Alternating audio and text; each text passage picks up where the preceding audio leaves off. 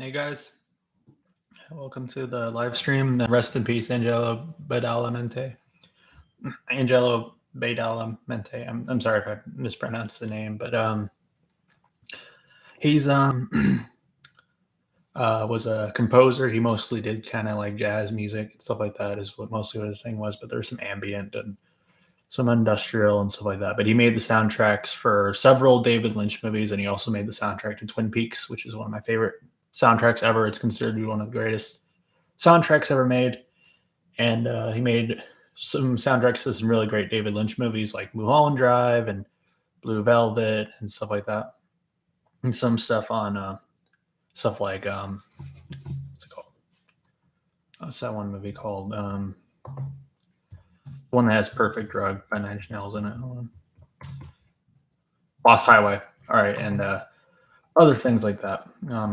Fortunately, he passed away. He was quite old though, but he was a really, really great composer. I actually ordered the Twin Peaks soundtrack on vinyl in memory of him. It's rough because Julie Cruz, who's a musician I really love, who's worked a lot with him and has been a lot of Twin Peaks stuff, she passed away and now he's gone, which is upsetting. Hey, Rudy, how you doing?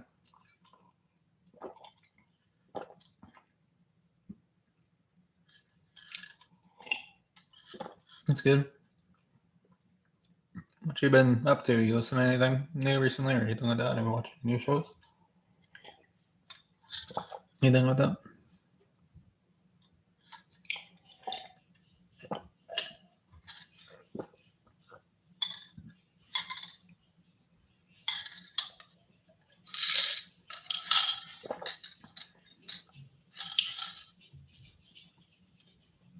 Oh, one second.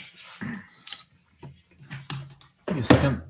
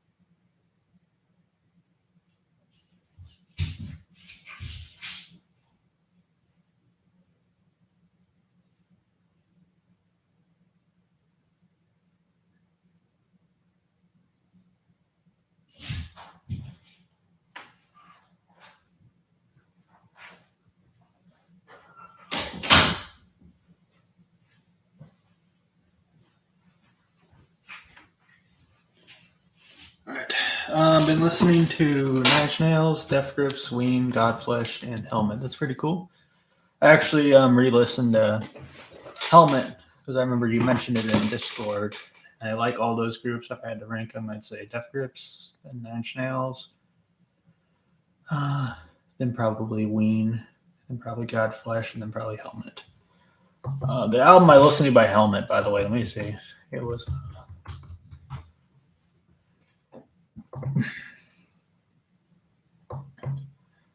Meantime. That's the one I listened to, the one called Meantime. I know they're a big influence on new metal, I believe.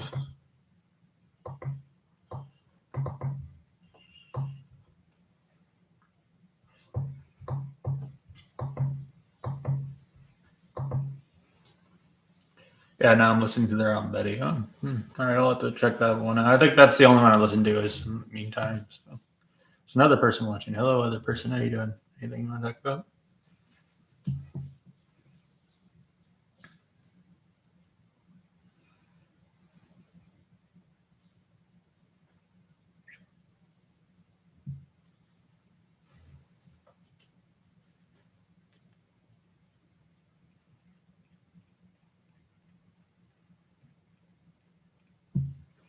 Machine Girl soundtrack was pretty good. Yeah, it's really good. Neon White Part 1. Yeah. That's probably my second favorite release Machine Girl did, if I had to say.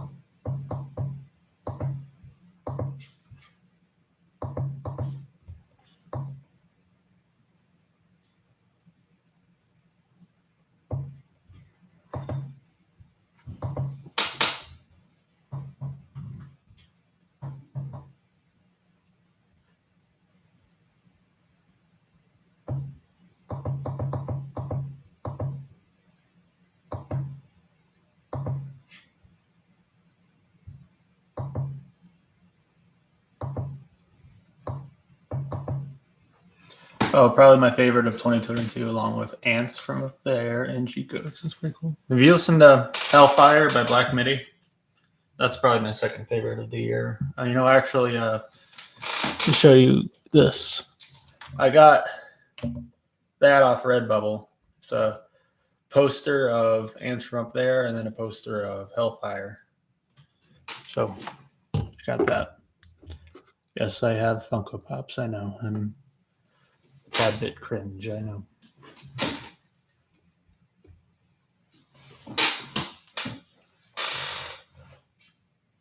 Mm-hmm. Yeah, I like it a lot. There was originally a Kanye West poster there, but I took it down for, I'm sure you know why I took it down. It was the poster from the My Beautiful Dark Twisted Fantasy album.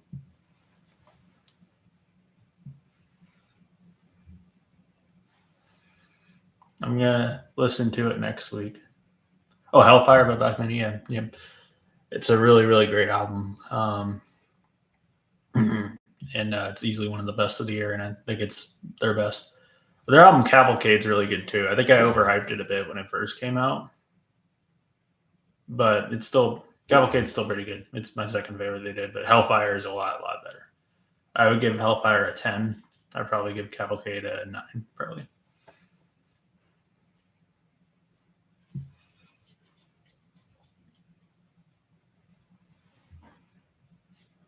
Oh, and Ants from Up There, by the way, it's still my album of the year. I'm sure you guys know that, though.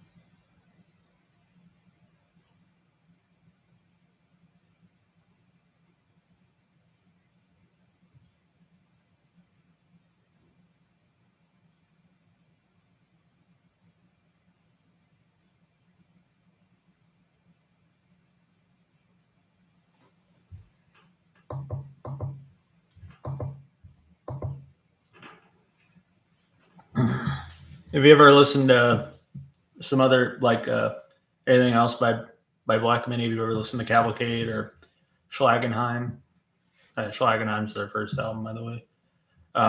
Cavalcade is like Schlagenheim is kind of more like noise rock and post hardcore and stuff like that, experimental rock, math rock, and Cavalcade and Hellfire are like avant prog, which is like a style of progressive rock that's very experimental and has a lot of improvisation and stuff like that. Usually, it's influenced like jazz rock and stuff like that. It's like a very experimental form of progressive rock. Tomorrow, I'm going to listen to Confield by Outecker. This weekend, Helmets, Aftertaste, and Dwarf's Best Virginia. That's cool. And Confield, that's probably my second favorite Outecker album. My favorite they did is the NTS sessions, which are very long, but I think if you have enough time to listen to 8 hours of Outecker, it's really really good. It doesn't really have really all that much misses. I think there's a few songs that I didn't like, but it's 8 hours of music and it's almost completely consistent all the way through. It's really crazy. Yeah, NTS sessions, that's my favorite they did. And I haven't listened. I've only listened to one Helmet album, like I said. But Vespertine is one of my favorite albums ever. I love Vespertine. It's by far my favorite Bjork album. Yeah.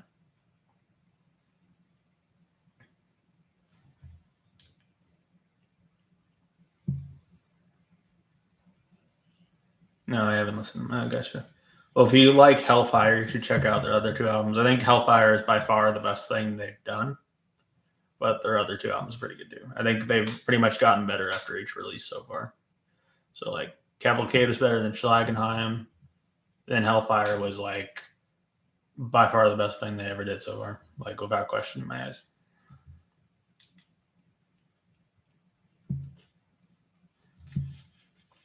They always found avant prog a pretty interesting genre too.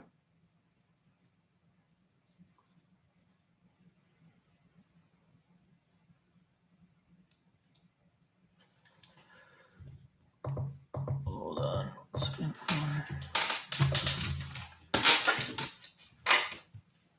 Oh, sorry.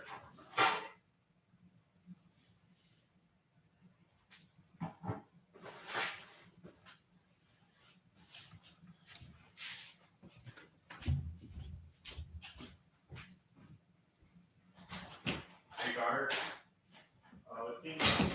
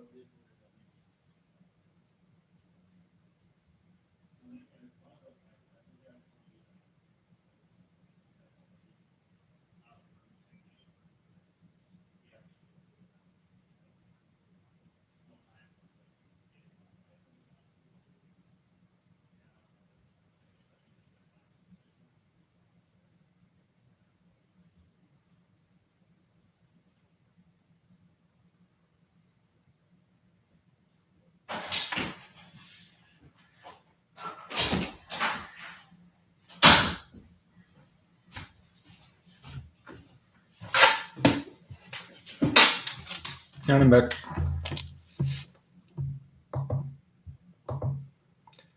Message retracted. Tomorrow I'll probably show you whip of my Topster page. All right, sounds good. Sounds good. I'm excited to see it. Did you add 100 albums?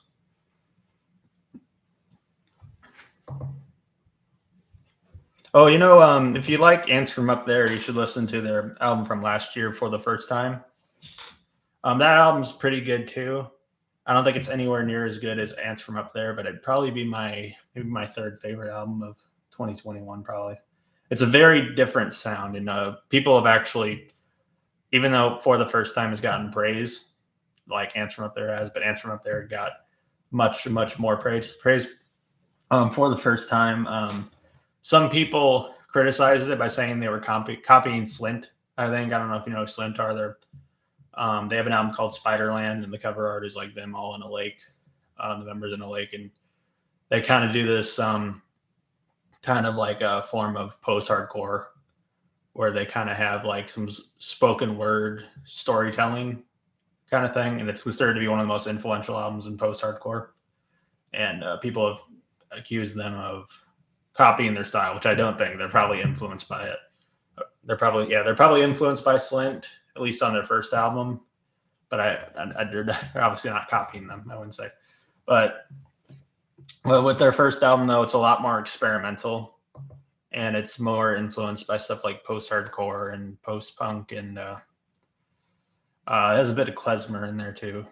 It has that song "Sunglasses," which I think might be their most popular song. I don't know if it still is or not, but the one that was released as a single though is a different version than the one on the album. But I think I prefer the album one more personally than the single version. I'm gonna listen to Spiderland next week. It's cool. Yeah, Spiderland's a pretty good album. I have the vinyl of it.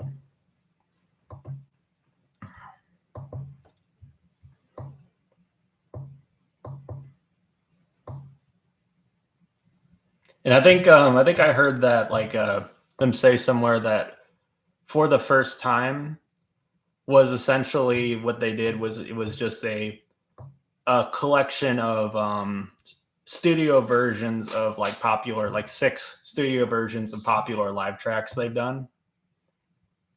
And so the album didn't really have a connected theme like Ants from Up There did, where a lot of the Ants from Up There songs were constructed and influenced by mostly the song Basketball Shoes, I think, except Snow Globes. So all of them took structures from that song because that was the song they always used as a closer and all that stuff. So the album all has a big theme that makes sense and links together. But for the first time, it was a studio collection of 6 songs that were popular songs they did live, like studio versions of them. So it didn't have like a huge connected theme, but it's still pretty good though. I give For the First Time a 9. And I would give Answer Up There an astounding 11 out of 10 probably. So.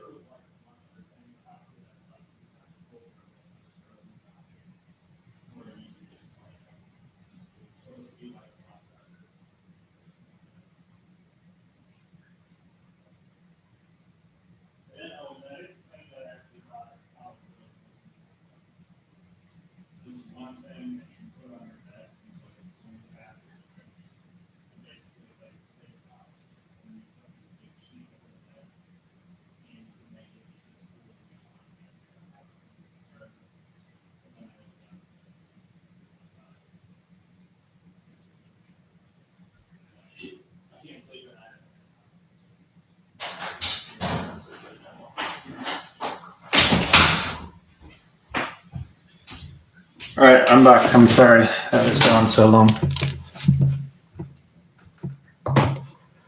I'm gonna listen. Oh yeah, I already read that. Sorry. All right. I'm not gonna go downstairs again. One more time. I'll be right back. Okay. Oh, I meant to share. I also got new earbuds, by the way. They're pretty cool. That's Galaxy Buds 2 Pro. They're really good. I like them a lot. I got them a couple weeks ago, so I didn't get them like insanely recently, obviously. But... All right, I'll be right back, and then I'll come back.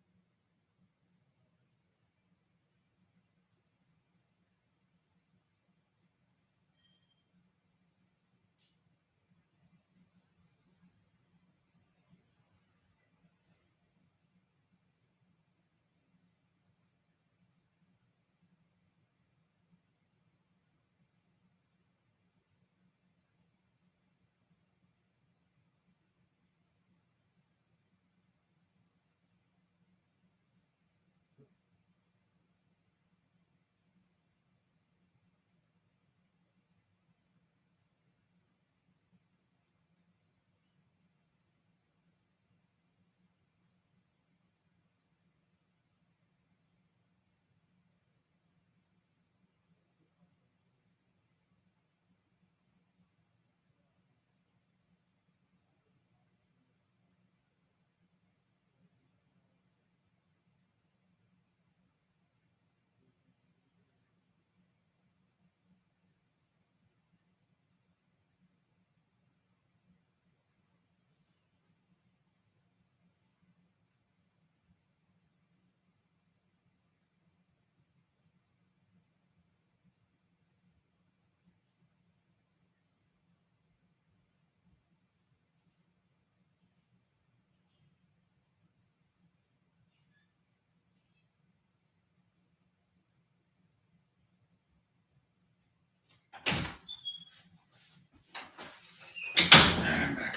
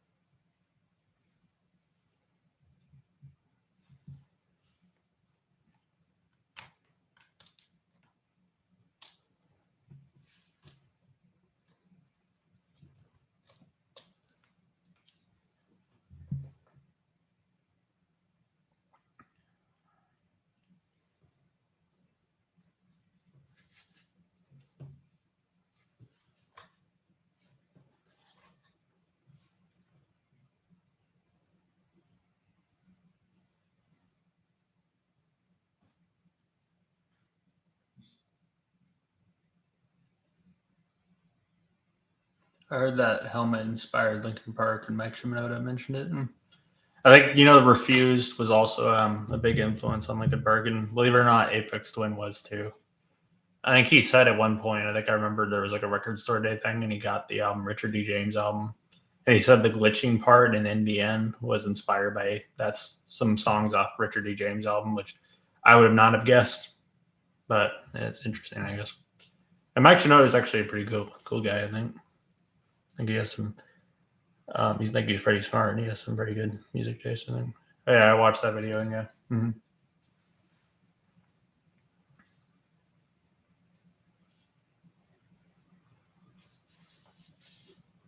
It's a very kind of strange influence, though. I gotta admit, because it's not really anything that you would really guess. Because a lot of artists put glitchy effects in their music. A lot of artists do that. You know, yeah. It's very often in stuff like electronic music. It's not really as often in stuff like rap rock and new metal, like Linkin Park is, though. But you know what I mean.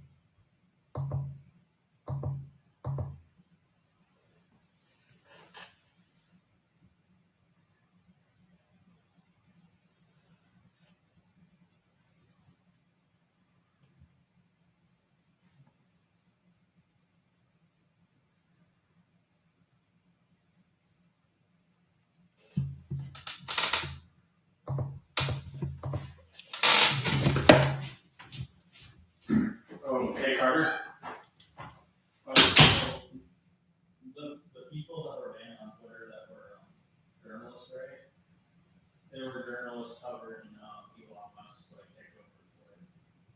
So yeah, it had something to do with people covering it. Yeah, I didn't know it was free speech. It's just not free speech, like I guess criticizing. But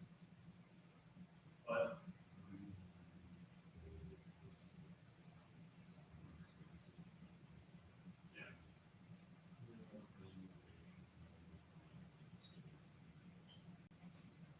people started doing that. Yeah.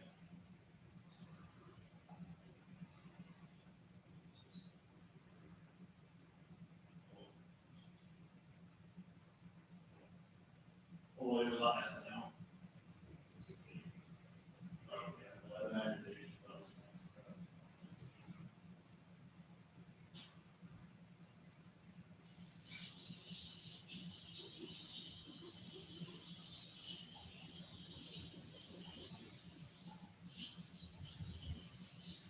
You know what's interesting is it seems like that's like an accusation, but really in reality he's the one being a crybaby. I think he's trying to flip it around and say they're the crybaby because they're angry about stuff he's saying.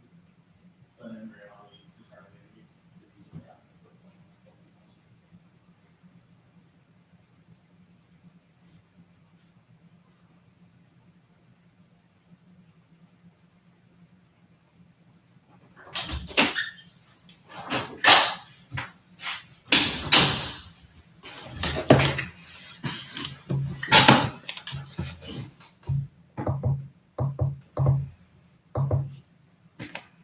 I know that you have albums on both CD and vinyl, like Downward Spiral and Powers That Be. Yeah, yeah, I do. It's a lot of it. The reason why is just because I collected CDs before I collected records, and I actually said at one point that I'll probably never collect records, and now if I get music, it's almost always records.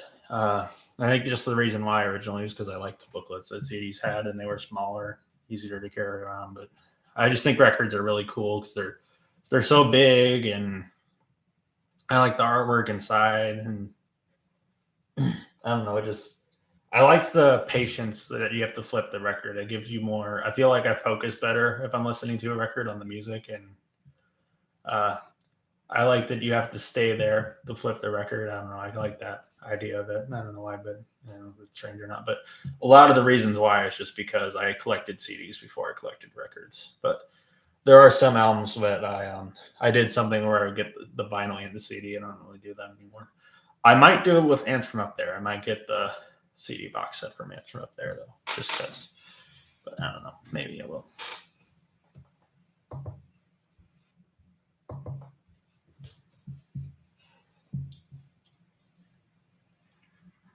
Probably the deluxe version of it, by the way.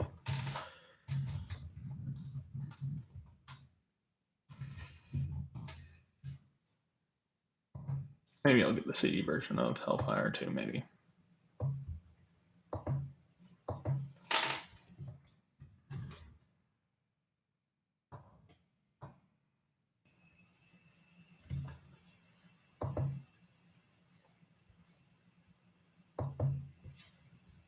Probably not right now. But I need to get it right now. Some other time.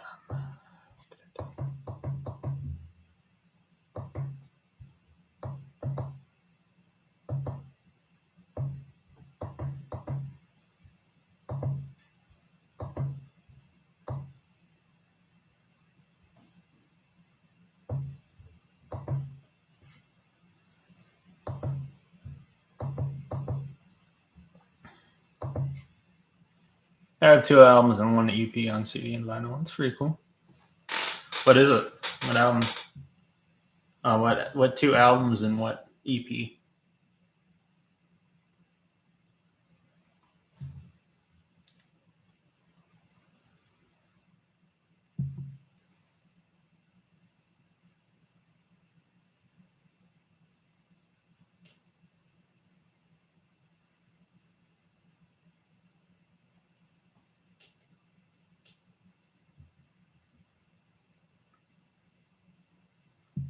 Oh, and also, by the way, I guess I'll also say that the only time at now I would really ever get a CD is just if either it's not available on vinyl, so I just get CD, or the vinyl's too hard to get, too expensive, and I'll get the CD. That's the only time I'll really do that.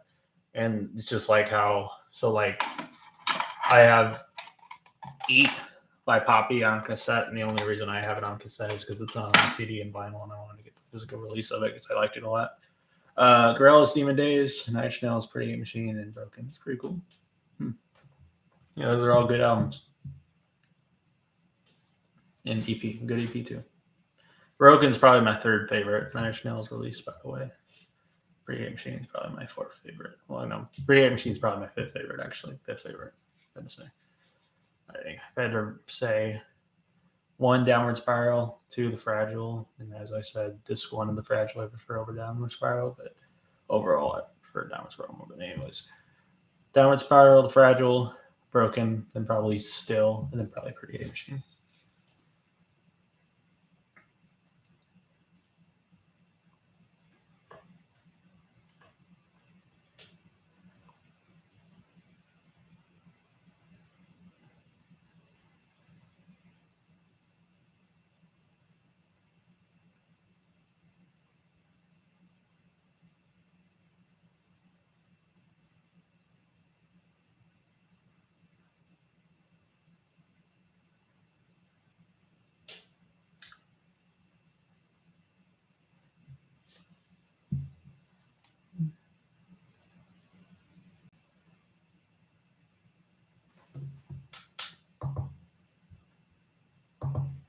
Favorite track from Cheat Codes? Maybe Belize. Probably. Probably Belize. So it also hits a lot harder knowing that Doom's gone, which is really upsetting. So Aquamarine's a really good song too, but probably Belize.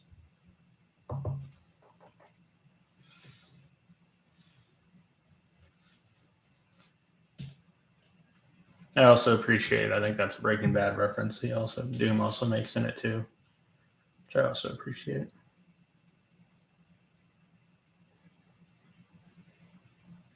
Oh, did you ever listen to "Things Fall Apart" by The Roots? That's a Black Thought. That's a group that he's in. Is The Roots. I like The Roots quite a lot. Like one of my favorite hip hop album groups of the '90s, and I think Cheat Codes is probably the second best Roots related thing, but I think that all right, I'm sorry, hold on. I think that Cheat Codes is probably the second best thing that the Roots is related, Roots related thing, but I think Things Fall Apart is the best thing that's related to the roots, in my opinion.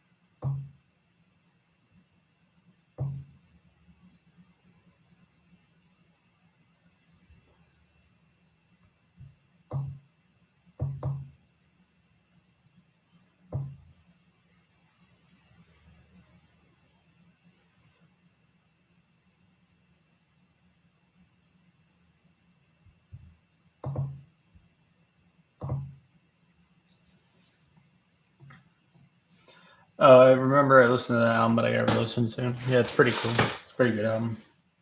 They're also the group that performs on Jimmy Fallon, the music for it, I think, which I don't really watch Jimmy Fallon, but it's something I think is kind of interesting. They perform, on that. So,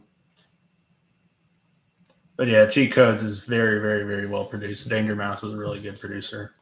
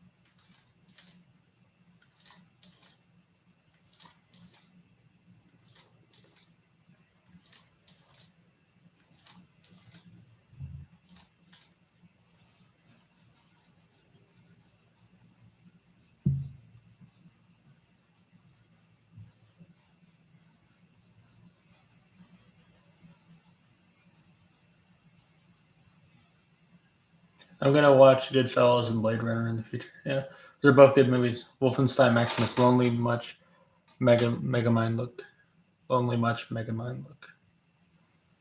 Okay. All right.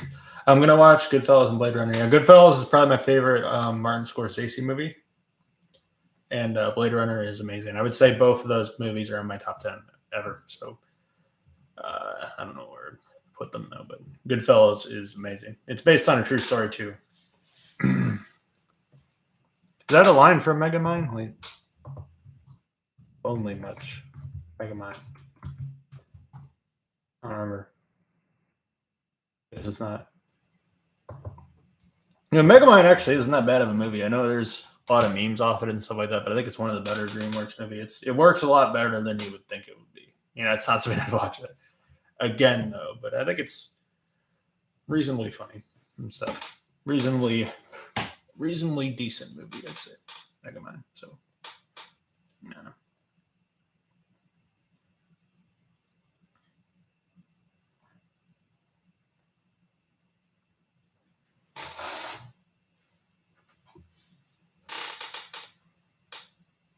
So, what you want to talk about, Wolfenstein Maximum?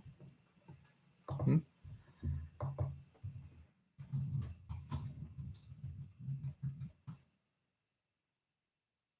What is that from, by the way?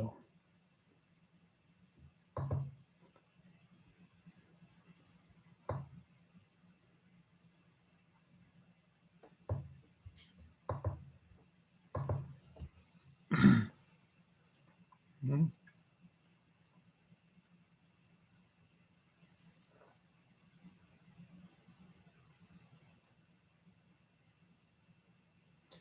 for season 6. For season 6 to come next month, it's probably going to come like sometime in the middle of 2023. I would guess. Like it took a super long time for season 5. Like season 5 was put on Netflix in 2022, and it was like finished in 2021. So I'd imagine it's probably going to be the same thing for 2023. It'll probably be put on Netflix in other countries, though. I don't know. Maybe sometime this year. I don't know. I don't know if you have a VPN, but you could probably use a VPN and watch it using a different country or something. I would assume you can probably do that if you have a VPN. That is, I don't know if you do or not, but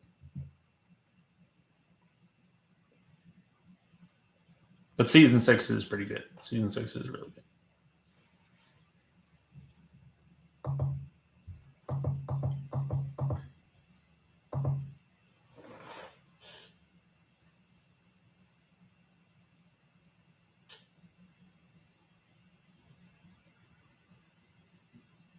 I still want to find out what happened next. Yeah, it does put you on edge. Yeah, because season 6, season 5 ends the way it does.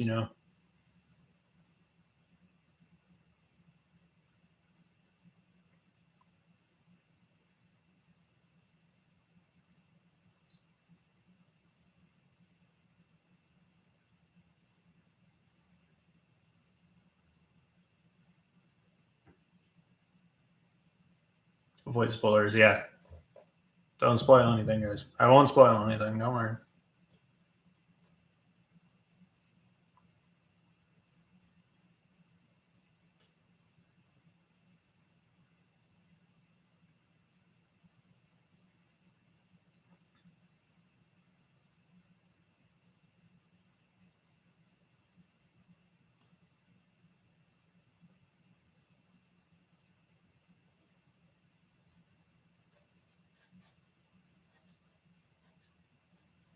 See you later.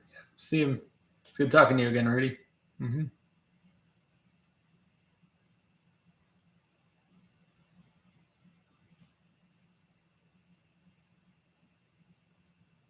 Mm-hmm.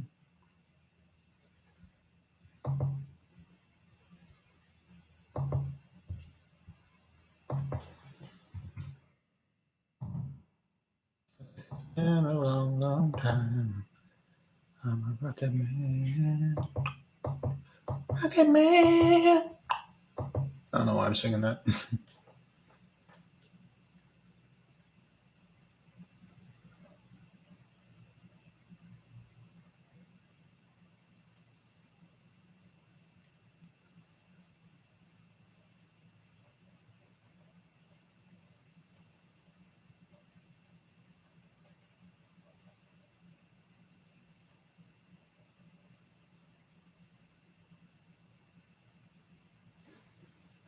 All right. See you guys. See you guys next stream.